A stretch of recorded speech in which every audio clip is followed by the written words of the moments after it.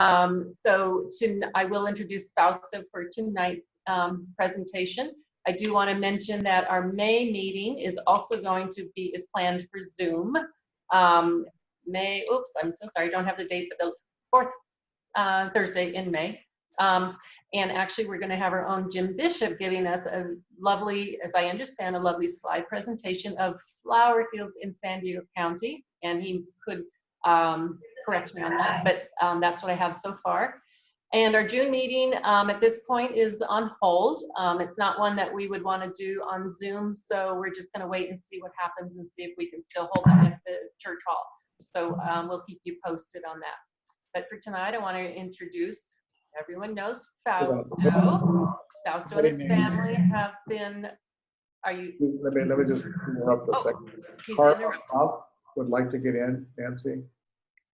Carla Buff. Oh, let me see. I don't see anybody in the waiting room.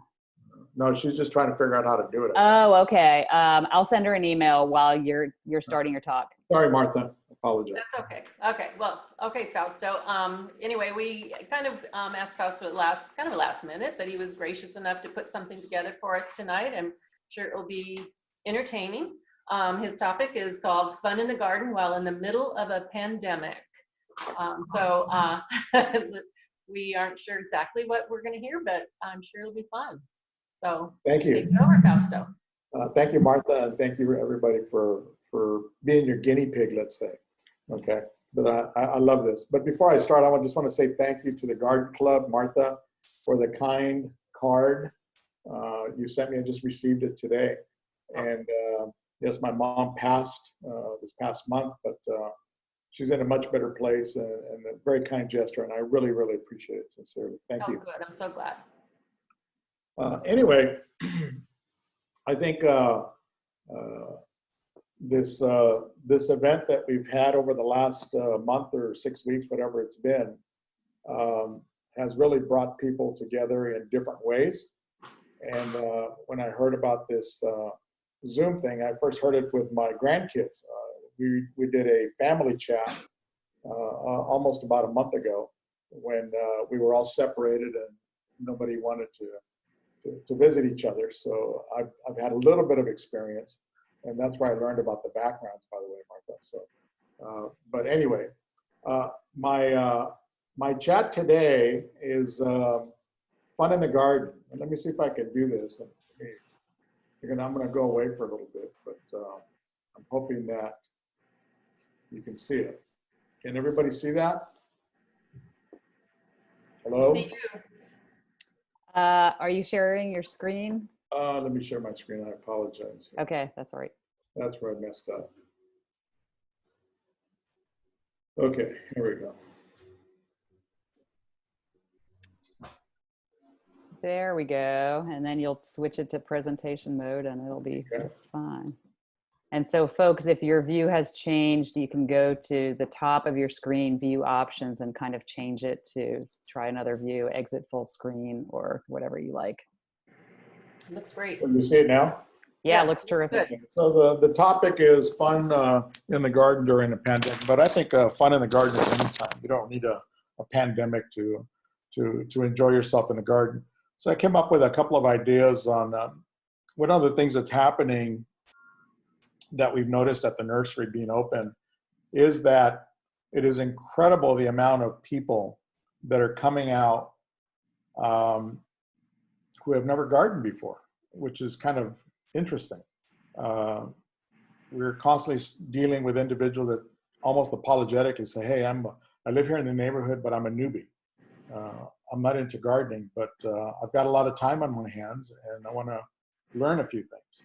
So we try to make it fun. In addition to that, we have not a few, but a lot of parents coming in with their children. And the poor parents are all frazzled, and so they're coming up with little projects for the children. And so it's a great way to get the family involved. So anyway, so one of the things that I recommend you do is go out and sit in your garden. Go out and sit in the landscape. And take some coffee, take a glass of wine, but just admire your garden or just think about it. What is the reason that you have a garden? What is the reason that that you have a guy mow the lawn, or maybe you mow your own lawn, or tend the succulent garden, whatever it might be? Why is it that you do that? Why is it that you have that? And how often do you spend time in the garden? So at this point in time, you want to kind of make some mental notes.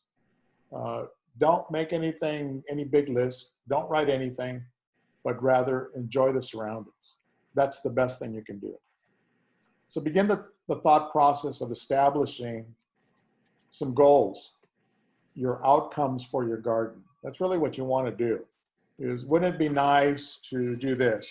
Or I really want to plant a vegetable garden or a raised vegetable bed. Things like, am I ambitious enough to do a redo? I've got some projects for my children. What are some ideas that we can do? And really start just thinking about what you want to accomplish, a goal, okay? And then you want to continue through that process, and you want to continue establishing your goals so that you can start addressing them. And let the fun begin. So the best thing to do is, now that you have some ideas, how are we going to make them fun? All too often, when I visit people's homes or when they come to the nursery, it's like gardening is work. It's an effort. And you really want to get out of that mindset, especially during these times, that you don't really want to create a work thing. You want to make it fun, okay? So now let's start thinking about translating those ideas into reality. Now is when the work begins. I mean, the effort to really start thinking critically, I should say. So it can be daunting at times. So the best thing you can do as you begin to think that through is, you want to make a visit to the nursery. Visit your nursery, and then ask your nursery person, or maybe even if you're not going to visit a nursery, visit somebody that you know is very comfortable around a garden, and start talking to them and describing what you want to do. You want to start asking a lot of questions. Now is when you start really critically thinking about, what is my goal here? What is it that I'm going to be doing out there? But all along, think in terms of enjoying yourself out here. This is probably the first week, maybe we've had another week somewhere in there in a long time, where the weather's been absolutely beautiful. Not a lot of rain, relatively cool. And so you want to have fun outside. I mean, that is the California lifestyle, Southern California lifestyle. So those are the things you want to think about, is start critically thinking what you want to achieve. Because keep in mind, there are no wrong ways of doing this, okay? So when you visit your garden center, stroll the garden center, keeping your garden in mind at all times. And you want to grab some guy that you know knows his stuff and start asking a lot of questions. A lot of people tear out photographs from magazines. A lot of people bring their iPhone and have taken a lot of pictures from the neighborhood. I'm doing a gentleman's garden out there in off Boundary Street, for example. And now I have a whole file of every picture he has sent me over the last 2 weeks of things that he likes. And I have to call Joe one of these days and say, hey, Joe, your yard only fits so many things. You can't put everything you photographed into your garden. But it doesn't matter. Enjoy it. Start looking at ideas and start looking at colors. It's amazing how color is very important. And even though if you're having a deserty garden, a more English or cutting type garden, color plays a big role. So you want to make sure that you start thinking about that. So when you're visiting this nursery and you're talking to the salesperson, ask a lot of questions and then start writing down some notes. How can I achieve this? And always remember that you're not doing this because you have work to do. You're doing this because you want something to enjoy yourself. And the other thing that's happening, and that's kind of fun, really, because a lot of people are rediscovering gardening, to be very honest with you, with this whole pandemic. And that is that it is a great event to bring the little ones involved. If you have children or if you have grandchildren, to get them involved in the garden is really a cool thing. There's no solutions, okay, when you're focused on the negative. So you always want to look at the positive. I took a photograph of this young lady a few months ago. She was on the beach by herself and she was singing. There was nobody else on the beach. And I just had to photograph her because it seemed like she was singing to this one seagull. That was her audience. And so I thought it made a good capture. But remember, she's not focusing on negative stuff, on being alone. She's imagining that seagull to be her audience. And that's the way I took this image. Fausto, thank you. That's very positive. We've had one question come in so far. Okay. Martha, I didn't know did you want to jump in and ask it or do you want me to? Oh, well, you can now. Go ahead. Okay. I was waiting for a good break from Fausto, but go ahead. Okay, sorry, I couldn't understand your chat. We're obviously newbies. Celeste says that her dirt is rock hard now. There's lots of small weeds that are hard to pull, and she doesn't want to use Roundup. What should she do to get rid of the weeds? And she wants to grow veggies.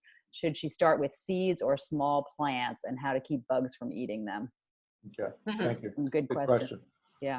So basically nowadays, because Roundup is basically almost off everybody's shelves now, there are some natural alternatives to weed control. One of the basic ones that we sell is a 30% solution of vinegar. Okay, so you can use vinegar to burn the weeds and kill them. There are a few other products out there. I believe there's one called Pulverize. Another one is called Burnout. And these are all, I'm not going to call them organic, but they are natural solutions to weed control. And in all honesty, now that we're having a little bit of heat, all herbicides tend to work better with heat. So those would be some options to consider.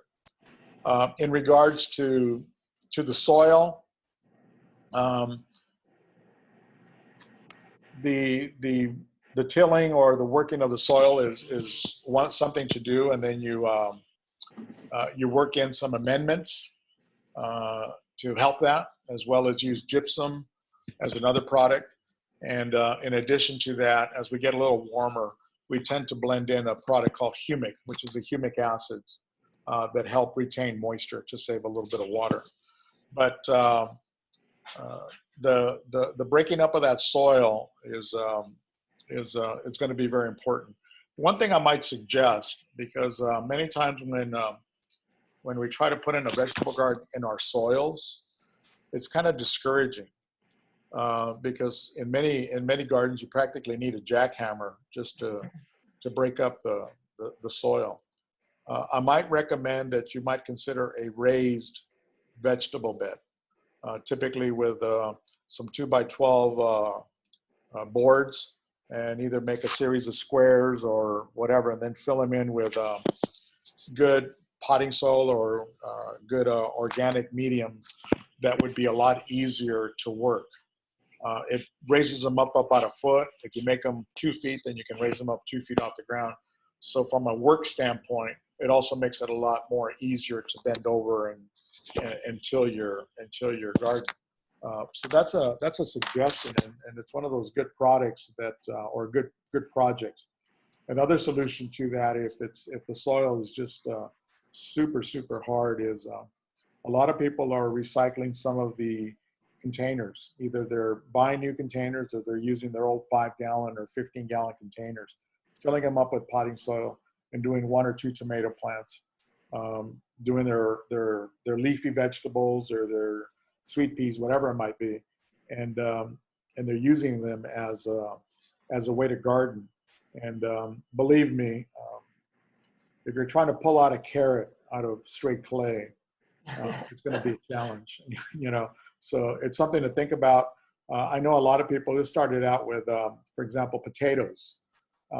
You put a potato plant into a barrel, a 15-gallon barrel, and by the end of the season, you've got so many potatoes, you know, growing in there that it's incredible. And basically, you're digging them out by hand. You're not having to use a shovel to dig them out of the ground. So just a consideration. And again, this is what keeps gardening fun, is how do we make it a little bit more easy, but yet achieve the results that we're after. Fausto, how do you recommend amending your soils at least once a year or more often, so to keep Really, the plants healthy? if you're planting vegetables, if you're planting edibles, especially that are above ground, every season, you know, so let's say you go from your spring season into your fall harvest, and then you're going to do a winter garden, let's say, and you're going to plant leafy vegetables. When you finally take out the last tomato or whatever it is that you had, that would be the time to amend it, fertilize it, and then plant the new crop in. It's like, since we don't have a way of rotating our crops here in San Diego, that's one way to build the soil back up. If you're going to do it in the ground, or if you have edibles in the ground, I would recommend that at least once a year, right after, you know, close to the end of the rainy season, you start amending the soil with organic material, and then adding a little bit of food also at the same time to get it going for the following season. Okay, good questions. Thank you. The other thing you want to do is when you're out there, when you finally get everything planted, all too often we kind of forget about it. We're exhausted, we planted, and you know, we go on to the next thing. Life gets in the way. But the most important thing you can do, and it's a short amount of time, just little bits of time, is start setting up a routine. Okay. Once you get your selection home, planted, everything's done. And also remember that gardening is fun. So you never want to make these marathon sessions out of gardening. That's probably one of the worst things people do, is they get all motivated and they knock it out. And by the time Sunday rolls around, they can't even get out of bed because they're just exhausted from all the gardening. And then they don't even want to get back out in the garden because they don't want to see another plant anymore. So the idea is to take little chunks of time, go do a small project, enjoy it. Or if you've got your garden planted already, take a little bit of time, go pull off a few worms or throw a little bit of food out there, or just enjoy it. You know, do the wine thing, okay, and get out there and just relax. That's what it's for, okay. Another thing that's kind of neat, and you know, we're celebrating Zoom today, but you know, one of the best things that you can do now, it used to be that in the old days, we would plant and we would get this beautiful zucchini or this giant pumpkin or a beautiful ear of corn. We would photograph it, and then maybe the roll would sit in our camera for 6 months, and then we'd finally go get it developed and printed, and then we'd finally send one picture off to your Uncle George somewhere back east or whatever and say, hey, look what I did, you know. Now we can do this stuff instantly. So the idea is to document your efforts, document your successes, and share it with people. I mean, one of the things that we love at the nursery is we're starting to get a group of individuals that come in, they buy a tomato, they buy whatever, and they really love what they did. They're really proud of what they did. So they go ahead and send us a picture, and we share it on Facebook, or we share it on Instagram, let everybody else see their success. It's kind of fun. So again, spending a little bit of time, 15, 20 minutes, maybe 30 minutes. If you're in shape or if you really enjoy being out there, you can spend the whole day. But if it's not really your biggest cup of tea, then a short amount of time is important. Visit the nursery on a regular basis. Ask for advice. When you garden, the best way to succeed in gardening is to keep it very simple. Okay. When people come in, especially when they have children, and say, hey, I want to have these guys, I want to give them a project. So you don't want to give them a very elaborate project. Give them something very, very simple that you know they're going to have success with. Unfortunately, most children don't like radishes, but that is the simplest vegetable to grow. You throw the seeds down, like almost in 3 days they're up, and they can pull it out and they see a little radish. Unfortunately, most of them hate to eat them. But things like that are simple to do and give you immediate success are very, very important. We need that. And once you do that, get out there and brag. Go to the nursery, brag, bring in your tomatoes. We had one of our customers the other day. I had asked, I was at home and I had asked Tony to bring some basil home or something, some herb. And as she was sitting there on the phone, she was talking out loud and mentioned it to this customer. And we didn't have any consequence at the nursery.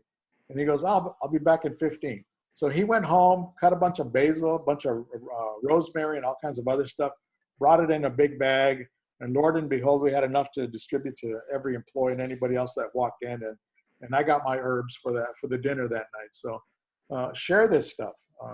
It's fun. I mean, I'd like to get to the point at the nursery where every weekend, every Saturday during the harvest, people come in and exchange their crops. You know, if you grew tomatoes and somebody else grew corn and you got too much, bring it in, and you know, there'll be like one of those exchange tables where you can pick up corn and for a couple of tomatoes that you picked off your vine. So it's something to think about. So anyway, enjoy that garden. This is an important slide to me. A society grows when old men plant trees like myself, and we know that we're never going to sit underneath them. But that's what keeps life going. Okay, and gardening is an act of faith, especially when we're planting edibles.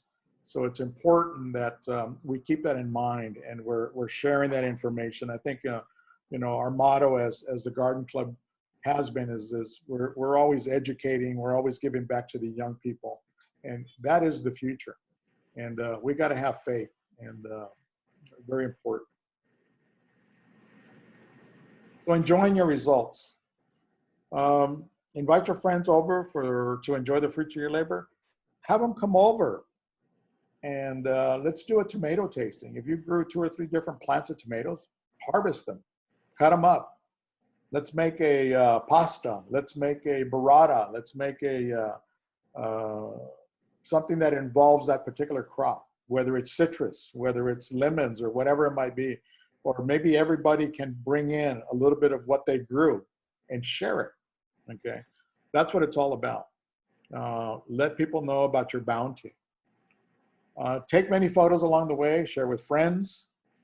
Make sure that your images are Instagrammable. That's a new word I learned the other day. Not every photograph is Instagrammable, so make sure that yours are. And again, don't forget to sit in your garden. Okay, sitting in your garden and enjoying what you have and what you're doing. That really is the fun. That's the most important thing. I mean, Jim is on the at the meeting today, and one of the things that I love about his garden is the idea of just hanging out down there in that lower part and just hanging out and talking, you know, and that's what gardening is about. So as you guys do it, you know, we have wine in the garden, we have coffee in the garden. You don't need the garden club to have a wine in the garden. You don't need the garden club to have a coffee in the garden. Call up your friend and say, hey, come on over. It's a beautiful day to just hang out in the garden. Even if we have to wear a mask, we can still do it, you know. The other thing is, life is short, okay? And I think we all learned a big lesson these last few weeks. So drink the wine, eat the cake, and take a trip, because we're not here for very long. So that was a little short slide I have. And if Martha, you'll allow me, I'd just like to share a couple plants with the group, if that's okay. Of course, yes, please. Oh, and by the way, this is This is, can everybody see this slide? Mm-hmm. Okay, this is up there near Temecula, north of Temecula, what, a year ago? Maybe a year or two ago? When we had all that poppies that popped up. Isn't that beautiful? It was just gorgeous up there. So let me stop sharing, and then I'll just bring out a couple pictures. They called that the super bloom. Yeah, exactly. Okay. So a couple things came to mind today when I was out there in the nursery. This is called blue-eyed grass. Can everybody see this? I don't know how close I can share it. Everybody knows blue-eyed grass. It's a California native. But in the last few years, they've made little new introductions. And a lot of things that, one of the things that happens nowadays is everybody's into containers. So they're starting to miniaturize some of the little plants. And I call these tuck-me's, because you basically tuck them around the garden or tuck them around in a little pot. And they're just spectacular. Little blue flowers, okay? I don't know what just happened. Is that me or somebody else? Yeah, I don't know what happened either. I'll see if I can figure. Oh wait. Okay. It's Zoom I don't know somehow. if that's me or not. Yeah, let me pin you again. Yeah, I'm not sure why. It says you're viewing Angela's screen. Is that what it is? I mean, that's what it says on mine. Okay. Okay. I'll So see. Angela, maybe. So the other thing that makes this really a cool little plant is that it's, if you notice closely, it's variegated. It's a variegated leaf. Fausto, share your screen again. Maybe it'll fix it. Yeah, let's see. I'll see if I can. You cannot start screen share while the other participant is sharing. Wait. I'll try. Okay, there we go. Hey. Okay. So anyway, this is a variegated blue-eyed grass. And what I love variegations. I'm very partial to variegations. And that's why I picked it up today, is because the purple color, the white cast on the foliage, the fact that it's kind of a miniature. Typically, when you see regular blue-eyed grass, it tends to look more like a weed once it goes out of bloom. And in this case, this holds up very nicely. It's nice and stiff growth, beautiful purple flowers. So anyway, just thought I'd mention it to you guys. Another one that I have over here, this is called an African daisy. And I don't know if you guys can see this or not. Sometimes they call it a pinwheel daisy or a little world daisy. This one, they call it a spoon purple daisy. In the past, these have been around for years, but typically after you have them a year or so, a season, they begin to revert to their original state, which means that they become regular daisies after a while. Well, it just so happens that they've been working on these hard, and this little swirl or the spoon effect is more permanent now. So you'll find these in different colors, but it's just an interesting plant. Another one that's been around. Fausto, there's a question. Does the blue-eyed grass stay in bloom for a long time? You know, this is not really a native. This is basically a hybrid of a native. But typically on most plants, they have a season. And typically with blue-eyed grass, it's the part of the rainy season and the end of the rainy season. So early summer, let's say, or mid to late spring. But in the garden, if you manicure them and feed them, you will always extend the cycle. So you can get several more weeks on that. Are they rather drought tolerant, or are they? Yeah, they are. Okay. They're very tough, very tough. So it's one of the neat things about them. And this one looks like it's a real durable plant. The only thing about variegations or plants that are variegated, and that's why I call them tuck-me's, this particular one, if you live more inland, sometimes variegations tend to burn a little bit. There's less photosynthesis there. So I would recommend maybe a little bit of partial shade, where it's a little bit cool, if you live inland. And I'm talking about La Mesa further in. This last little guy I'm going to show you. Back in the day, these were called miniature petunias. The botanical name is called a calibrachoa. And the neat thing about these is the profuse flower cycles that they have. But if you look closely, and I don't know if you can see this or not, these Yeah. are all doubles. These are all double blooms. They're not single flowers. So again, these trail. So in a container, in a hanging basket, and more, these are designed to bloom longer seasons. So as the days get longer, which is a calibrachoa wants, you're going to experience longer and longer flower cycles well into summer if they're cared for. So anyway, Is that also called the million bells? Is that? yeah, that's how it started out. It started Okay. as million bells. This particular one is called Uno Double Plumtastic. So now they got a million of them. I mean, they're just all over the place. But I just thought this is a little different because it does have that double flower. What is it called again? It's called Uno Double Plumtastic. Fausto, I don't know if you can type in the chat. I don't know if I could spell that. Yeah. Let me- Just can go I- to the nursery. He'll find it for you. can you see this? Can That's everybody see that? perfect. I'll hold it up for a minute or so. There. Uno double. Oh, plumtastic. I see. Yeah. And again, that's a close-up of the flower there. Okay. Got Great. it. Thank you. And I always have little tools that I'd like to share because there's always guys listening. We're into tools. You know, this little guy, can you see this guy? Yep. It's dangerous.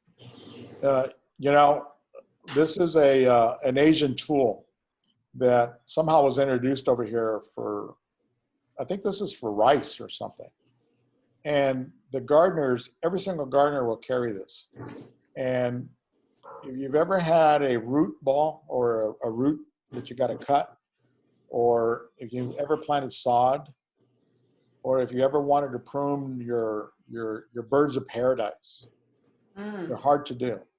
This little guy, number one, it's cheap. And number two, that little sawtooth, I don't know if you can see it, Yeah, that little yeah. sawtooth, I my gosh. I I mean, have two. and you know, for you ladies, now that you're fed up with your husband after all these weeks, this is a great tool. Just to keep handy. But anyway, so I thought I'd share that with you. There, it's one that if you have a little pocket of a little toolbox or whatever, a tool, this is one of the little tools that's relatively inexpensive and you ought to keep in the garden, in your garden tools. So anyway, Yeah. Does anybody have any other questions? It was I fun. do actually. Okay. I have a few rose bushes. Every year the rose slugs eat the leaves down to nothing. Yeah. I've asked people about it and they'll say, I've never heard of it, never seen it. Well, Yeah. it happens every year. Yeah, What's the they're best just way tiny to- little, they're not really a true slug, but No, they're not, but they really they're- kind of look like a flat worm or something. yeah. But yeah, it happens. And the best thing with roses, if you don't mind chemicals, I find that the easiest way to control that is through a systemic. I do that actually. Yeah, you can use the Fertilome. You can use I think the Bayer or whatever has a systemic product. I mean, do you not have the results with it or what? For a while, but then eventually all of a sudden they just go nuts. Yeah. Does horticultural oil help at all? Yeah, and basically what you need to do with the rose slug is, or for that matter, any insect, is always remember that the bugs with this weather that we've had, if this continues for the next 3 or 4 days, there's going to be an explosion in your garden with little critters that are going to want a free lunch. Okay. And one of the things you got to remember is that the old water hose is going to be your safest bet. But they're all going after the very tender growth right now. Mhm. Everything is putting on new growth. And that's what insects love. Aphids, mealybug, rose slugs, you name it. They're all going to go after the tender growth, okay? So now is when you want to be very vigilant. Using the benign sprays such as the neem oil or the insecticidal soaps and things of that nature are going to be your best defense. Once you start getting behind the ball where you didn't spray in time, that's when it's going to be harder to control. And so therefore you're going to have to use, nowadays, basically the only thing that's almost harsh is the systemics, you know. And also keep in mind that insects, they know how to survive. And after a while, you use enough chemical on them, they become basically immune to it. They drink it. And so you're always going to change. You know, if you had luck with neem oil one season, don't assume you're going to have the same kind of luck the next season. You're going to have to switch to something else. Okay. And by you changing your approach to the control. And more importantly, always remember, healthy plants, really well-fed plants that are cared for, are actually the most immune. I mean, think about what's happening now.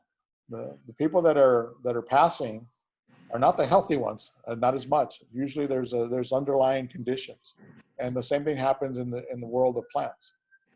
Is the plants that are weak, the plants that are diseased in one way or another are usually the ones that get attacked. Healthy plants typically don't. I have a couple of chats for you. Sure. Just Eric told us the Japanese tool is called a kama. Mm-hmm. So we know that now. And another comment or question is, I have a large Australian bottle trunk tree and it has developed a crack in the trunk. Do you think I should put some tar or what product in the vertical crack about 4 feet long? Wow. Yeah, I mean, that's basically all you can do, because what you're doing with the tar or the pruning paint is you're basically just protecting the surface to minimize any infestation, because typically when you have a fissure or a crack or a cut, you're exposing it to disease. And so normally what happens with when you use the material, the black material, is you're not fixing anything. You're in essence just protecting it. It's like a prophylactic. The only other thing you could do if it was a fresh cut, if it wasn't, sometimes when a tree breaks, for example, but it's not really, you can still save that branch by straightening it out, putting like a splint on it, and then wrapping it with something. You can sometimes get it to grow back together, you know. But if it's a crack, the safest bet would be using the black spray. I have one more for Thank you. Can you talk about the use of copper spray on fruit trees? Yeah, typically in the old days, we used to have, it was very common to go to the nurseries and you would buy dormant spray or dormant oil, okay? And all that was a preventative spray to minimize any kind of disease effects after the foliage came out. And copper was one of the ones used. I believe some of the trees preferred a sulfur product. Either way, I think one of them has been they no longer make it. It's hard for me to keep up. Every time I turn around, they take one product off the shelf. But normally, if about this time of the year, if you go out and look at your peach trees or your nectarines, for example, you'll start seeing a lot of deformed growth. Okay, a lot of growth that looks like it's got little bubbles or blisters on it. Sometimes they turn a little reddish as the sun comes out, and that's a result of not spraying with the dormant oil. Okay, so it's one of those things that you have to do in the fall, like starting in about October, November, and then you do it once or twice. If it turns out that it's a rainy year, you might have to reapply maybe December, January. And all it does is just minimizes that. It doesn't necessarily affect the tree in the sense that it's going to kill it right away, So if you do have those deformed leaves, the easiest thing to do is just pull them off by hand, discard them. You never want to put them as a mulch, and then just be ready to be ready, be aware the following season. Many times when you allow these diseases to go from season to season to season, it can eventually damage the tree or potentially kill the tree, but usually it does not. Okay, so it's one thing to keep in mind, but the copper was to minimize that, to minimize any disease. Sometimes on roses, it's been used. Nowadays, a lot of people use the horticulture oil, as you mentioned earlier. Any kind of a prophylactic to cover and protect the leaf, so that when that cold and rainy period comes, there is some protection on the stems of the tree itself, because the leaves are already falling off at the time. In other words, you're protecting the trunk structure. You're not really protecting the leaves. Does that make sense? Huh? Okay. Any other questions? Yeah, let me, I'll go ahead and unmute everyone. So now everyone is unmuted. If anybody who has a burning question and hasn't figured out chat wants to jump in. I have a question. Can I be heard? Yeah. Yes. I can hear you. Okay. The only edibles that I have grown because of my tiny yard have been herbs, and I've just about given up on them because I am having a terrible time with whiteflies. And I know that's an indication of low humidity, but I've got to tell you, I even miss the leaves every day, and even on the mint, I never have anything that I can successfully harvest. The basil, mint, tarragon, everything had whiteflies last year. Wow. Well, I mean, if you really think about it, I mean, the white fly is a big nuisance, and other than those ugly-looking egg areas that they have, you can just wash it. Okay, it's not right. But the leaves are so stippled; they're not even green anymore. They just are. I think. Can I suggest? What, Jim? Can I suggest something? Absolutely. I bought years ago. One of the Encinitas, I had whiteflies, kind of like you're talking about, because all those greenhouses were near me, and they used to use fans to suck the whiteflies out, and they ended up in my garden. And it used to just cover everything. And I tried everything, and they have a terrible life cycle. So any kind of pesticide, back then we had tough ones, nothing worked. And I asked them what they do, and I bought these things called Ascarsia formosa. It's a little microscopic wasp. And you get these little cards and you hang them on your plants, and they hatch out and they lay eggs in the larvae of the white flies. And it takes a couple months, but I wiped out all my white flies, and I used it here. When I got white flies in my garden here, the same thing. I got them on a couple plants in the garden, and I couldn't control them. And I tried all the organic things and everything else, and I ended up doing the exact same thing here. And I don't have white fly anymore. And where'd you come across this product? You order them online. Yeah, they're beneficial insects. You can get it to they mail it to you. It's no different than ladybugs or praying mantis. Well, this is specific for white fly. No, I understand, but all the beneficial companies sell Yeah. stuff. I think it's like Good Earth or something like that. There's a bunch of different ones that sell them. It's ESCARIA, and then that's the next thing. It's Formosa. And I've told other people to use it, and they've all had a lot of luck with it. So I'll give it a try because everything got tossed. I couldn't use any of it. They're not cheap, and you can even get them to where you can keep them in your fridge. So you put them out it tells you every week or something. And it takes a while to get it going. So you have to quit all your other sprays while you're doing it. It'll work. Okay. One thing that I found helpful is to use worm castings. For whitefly? Oh yes, worm castings are really, you use it obviously on the soil, but it really, If you've ever seen a really great garden or a really healthy garden, you're always going to notice an overabundance of earthworms. If you've ever seen a very poor garden, a garden that looks distressed, you're going to notice that there's very few, if any, earthworms in the ground. And the the earthworm's life cycle is basically to reproduce and eat and poop. Okay. And what they poop is magic, because the earthworm castings release a chemical that makes it very uncomfortable to other bugs. And so consequently, they don't like the taste or the smell. And so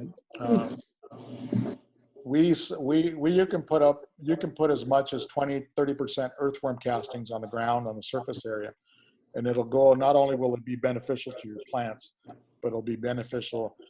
A lot of the people, and one of the biggest plants that would get white fly is a hibiscus, that the big leaf. Oh, yeah. And they would get covered up and look like cotton candy, you know. Yeah. And by using the earthworm castings, they were able to reduce that contamination by 90-95%. So you're absolutely right about casting. It's a great product for that. Well, and when it comes to herbs, a lot of times you don't want to fertilize some herbs, but earthworm castings aren't a real problem. Yeah, exactly. Yeah. Very good. That was Thank you. Good answer. Anybody else? Yeah, it looks like a class. Did we get A's? I know. Everybody's good. This was fun. I enjoyed it. I want to thank everybody for having me be involved. I'm more than happy to do this anytime. And thank you so much. And to all of you, stay safe, stay well. And it looks like there's light at the end of the tunnel now. So make sure you get out to the nursery and pick up some earthworm Thank you, castings. Thank you so much, Fausto. We really appreciate your last minute doing this for us. Thank you. Awesome. Thank you so much. Have a good night. Thank you. Thank you. Thank you, everybody, for joining. Bye, It everybody. was Bye. terrific. Bye. Yeah. In May, Bye. See you in watch dates. Goodbye, Jody. Goodbye, John. Everybody. Be nice to see you. Bye, everybody. Cheers, everyone. Bye.